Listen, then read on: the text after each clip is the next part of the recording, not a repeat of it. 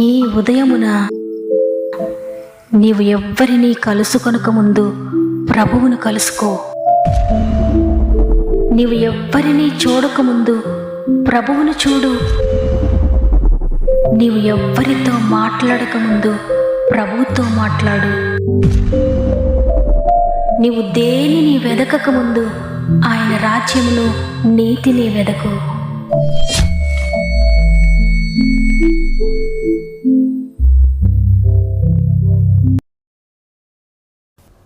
Praise the lord. మరి ఒక నూతన ఉదయాన గాడ్ ఫస్ట్ అనే వాగ్దాన కార్యక్రమానికి మరి ఒకసారి మిమ్మల్ని మీ కుటుంబాలను హృదయపూర్వకంగా ఆహ్వానిస్తూ ప్రభు నామంలో నా యొక్క ప్రత్యేకమైన శుభములు మీ అందరికీ తెలియజేస్తున్నాను. ఈ ఉదయాన మీరంతా ఎలా ఉన్నారు? దేవుని బిడ్డలారా, మీరంతా బాగున్నారని, కృపగలిగిన దేవుడు మిమ్మల్ని అందరినీ నడిపిస్తున్నారని, చీకటి పరిస్థితులు ఎదురైనప్పటికీ కూడా వెలుగును దయచేస్తున్నారని నమ్ముతున్నాను. అందువల్ల ఉదయాన్నే దేవునితో గడపడం, దేవుని సహాయం తీసుకోవడం మర్చిపోవద్దు. లేవగానే దేవునితో మాట్లాడడం, దేవుని వాక్యాన్ని భుజించడం ద్వారా దేవుడు మనల్ని సమృద్ధి అయిన ఆశీర్వాదాలతో నింపుతాడు. ఈ ఉదయాన దేని గురించి భయపడుతున్నారా? దేని గురించి చింతపడుతున్నారా? దేని గురించి ఆలోచిస్తూ కృంగిపోతున్నారా? భయపడకండి. ప్రభు మిమ్మల్ని గురించి చింతిస్తూ ఉన్నాడు. కాబట్టి మీ చింత యావత్తు ప్రభు పైన వేయండి. మిమ్మల్ని లేవనెత్తడానికి ఆయన సమర్థుడు. మిమ్మల్ని తప్పక లేవనెత్తుతారు. మీలో ఇంకెవరైనా సమస్యలు ఉంటే మీ యొక్క ప్రతి ప్రార్థన అవసరతను కామెంట్ రూపంలో నాకు తెలియచేయండి.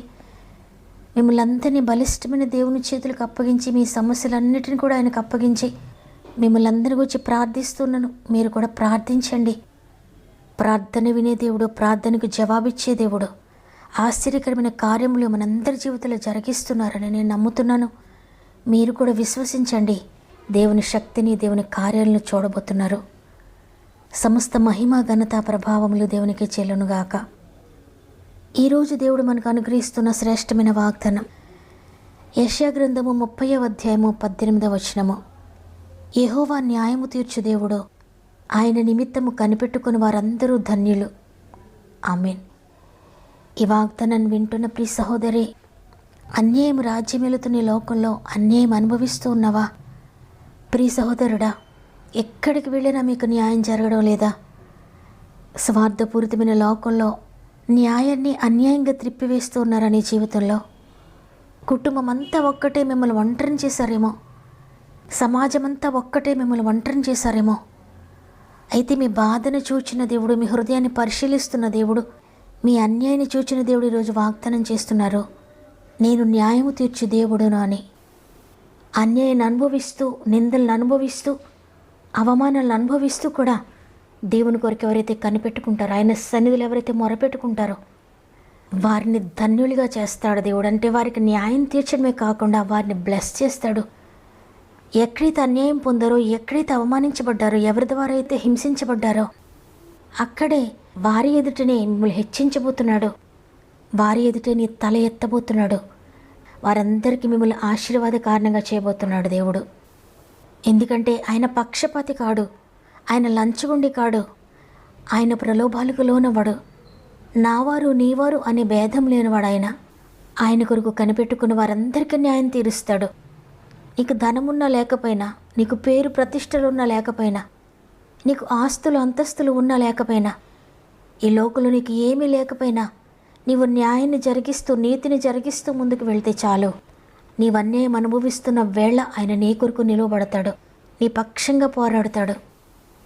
కాబట్టి ఈరోజు ఈ మాటలు వింటున్న ప్రియ సహోదరి, ప్రియ సహోదరుడా, ఈ లోకంలో ఎవ్వరు నీకు న్యాయం చేయకపోయినా, ఎవ్వరు నిన్ను కరుణించకపోయినా, ఎవ్వరు నిన్ను అర్థం చేసుకోనకపోయినా, ఎవ్వరు నిన్ను ప్రేమించకపోయినా, ఎంత అన్యాయం నీకు జరుగుతూ ఉన్నా న్యాయవంతుడైన దేవుడు నీ పక్షంగా ఉన్నాడు.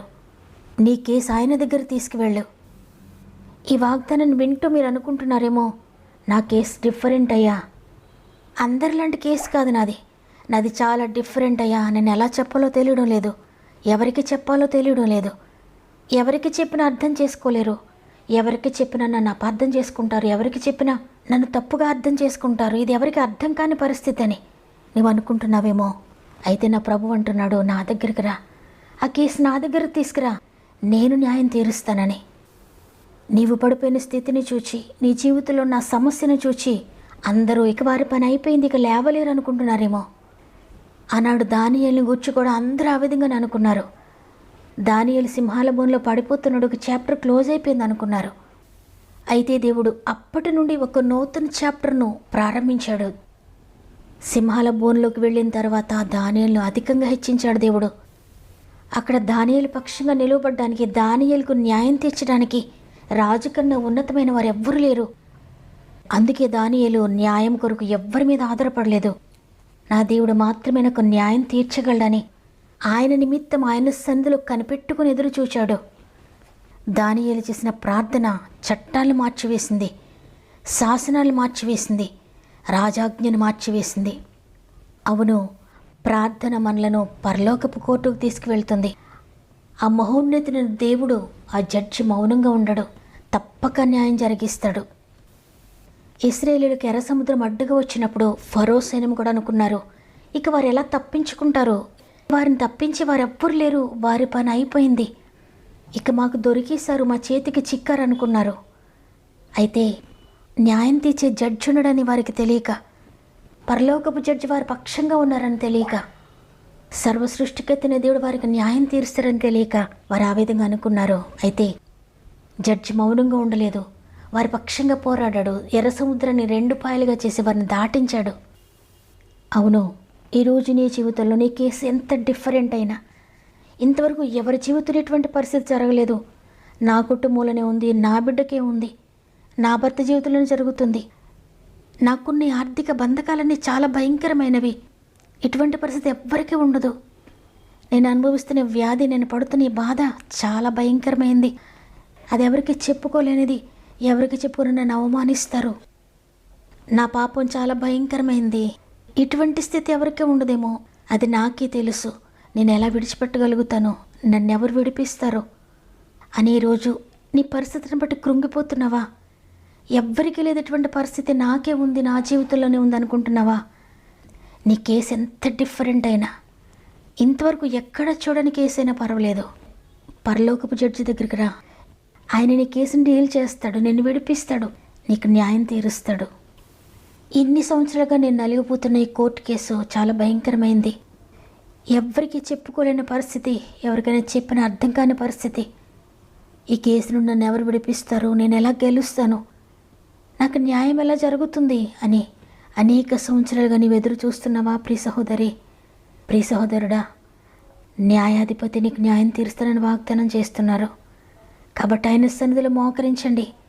తండ్రి, నాకు ఈ లోకలు ఎక్కడ న్యాయం దొరకలేదు, ఎవ్వరి దగ్గరికి వెళ్ళ న్యాయం జరగలేదు, ప్రభుత్వాల చుట్టూ తిరిగా న్యాయం జరగలేదు, కోర్టుల చుట్టూ తిరిగా న్యాయం జరగలేదు, పెద్దవారి చుట్టూ తిరిగాను న్యాయం జరగలేదు, నా బంధువుల చుట్టూ తిరిగా న్యాయం జరగలేదు, నా స్నేహితులు కూడా నన్ను అర్థం చేసుకోలేకపోయారు, నా కుటుంబమే నన్ను అర్థం చేసుకోలేదు, ఇక ఎక్కడ నాకు న్యాయం జరగలేదు, నీ దగ్గరికి వస్తున్నానయ్యా, నీవు న్యాయవంతుడవు, న్యాయంగా తీర్పు చెప్పే జడ్జివయ్యా, నీ దగ్గరికి వస్తున్నాను, నా కేసు నీవు డీల్ చేస్తావని, నీవు న్యాయం తీరుస్తావని, నీవు జయమిస్తావని నీ చేతులకు అప్పగిస్తున్నాను, నేను ప్రభు చేతులకు అప్పగించండి. ప్రియ దేవుని బిడ్డలారా, నీ చేతులకు అప్పగిస్తున్నాను, నేను ప్రభు చేతులకు అప్పగించండి.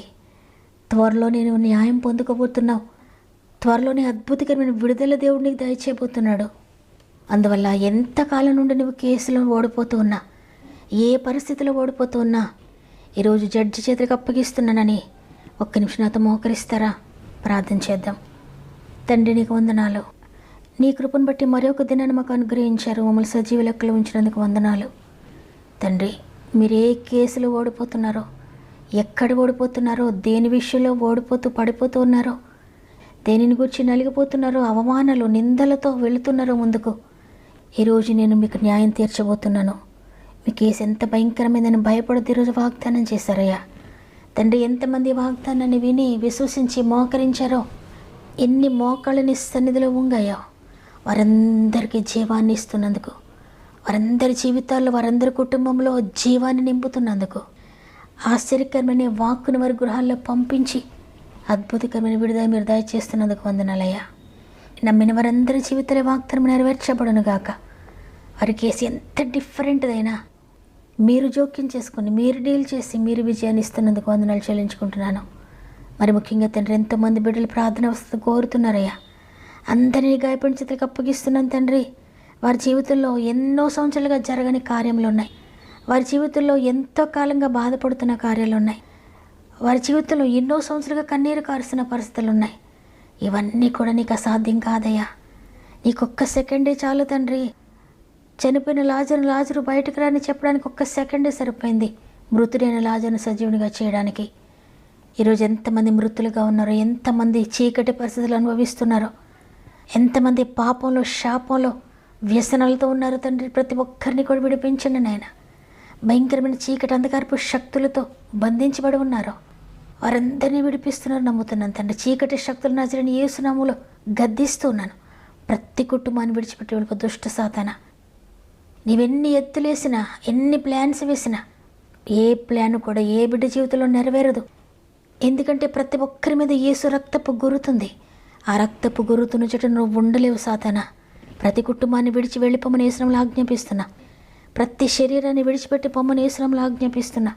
ప్రతి మనసును విడిచిపెట్టి పొమ్మని యేసునామములో ఆజ్ఞాపిస్తున్నా. ప్రతి ఆర్థిక స్థితిని విడిచిపెట్టి పొమ్మని యేసునామములో ఆజ్ఞాపిస్తున్నా. శరీరంలో ఉన్న ప్రతి వ్యాధిని విడిచిపెట్టి పొమ్మని యేసునామములో ఆజ్ఞాపిస్తున్నా. అన్యాయంగా ఇరుకున్న కేసులన్నిటిని విడుదల ప్రకటిస్తున్నాను యేసునామములో. ప్రతి ఒక్కరి జీవితంలో న్యాయం జరిగిస్తున్నందుకు వందనాలయ్యా. ప్రతి జీవితంలో అద్భుతాలు జరిగిస్తున్నందుకు. కామెంట్ రూపంలో ఎంతమంది తెలియజేస్తారో వారి ప్రతి కామెంట్ను కూడా మీరు త్వరలోనే జరిగిస్తున్నందుకు, ఎవ్వరికి చేతకాని పరిస్థితులను కూడా మీరు జరిగిస్తున్నందుకు, ఎవ్వరు చేయలేని వాటిని కూడా చేయగలిగిన సమర్థుడా నీ చేతులకు అప్పగిస్తున్నాను. అసాధ్యమైనది లేని దేవా, ప్రతి జీవితంలో ఉన్న ప్రతి కార్యాన్ని మీరు జరిగిస్తున్నందుకు వందనాలు చెల్లించుకుంటూ, గర్భంతో ఉన్న బిడ్డలందరినీ గాయపడిన చేతులకు అప్పగించుకుంటున్నానయ్యా. 9 నెలలు మీరు తోడుగా ఉండి సేఫ్ డెలివరీ స్థాయి చేస్తున్నందుకు వందనాలు. ఈరోజు ప్రత్యేకంగా పుట్టినరోజులు, పెండ్లి రోజు జరుపుకున్న వారందరినీ కూడా జ్ఞాపకం చేసుకోండి. సంవత్సరం అంతా తోడుగా ఉండి నడిపించండి. ఈ దినమును ప్రారంభిస్తూ ఉండగా రోజంతా మా ఆత్మీయ కుటుంబంతరికి తోడండి తండ్రి. వారు ఏ పని ప్రారంభించాలనుకుంటున్నారో, దేనిని గురించి ప్రయత్నిస్తూ ఉన్నారో, ఎక్కడికి వెళ్తున్నారో, ఏ మాటల కొరకు వెళ్తున్నారో, ప్రతి దానిలోకి మీరు తోడయండి. ప్రతి విషయంలో కూడా జయము దయచేసి ఈ రోజును జయకరంగా ముగించడానికి ప్రతి ఒక్కరికి సహాయం చేస్తున్నందుకు వందనాలు చెల్లించుకుంటూ యేసయ్య పరిశుద్ధమైన నామములో అడిగి వేడుకొంచున్నాను తండ్రి. ఆమేన్.